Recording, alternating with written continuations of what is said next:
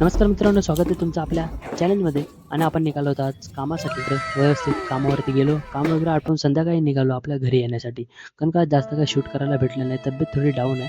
नंतरला घरी आलो, थोडा आपला लाडूवरती ताव मारला. तिळाचे आम्ही लाडू बनवलेले होते, त्या लाडूवरती ताव मारून झाल्यानंतर आई बनवत होती ही भोगीची स्पेशल भाजी. तर सगळ्या मिक्स भाजींची एकत्र करून ही आज भाजी चविष्ट अशी लागतात. तर औषध कांदा आणि टोमॅटो कापून घेऊन येली आणि तेल व्यवस्थित टाकल्या आणि जिरं टाकून घेतलं. जिरं टाकून झालो तेवढ्यात मग कांदो तडतडावला आणि कढीपत्ता तडतडवला.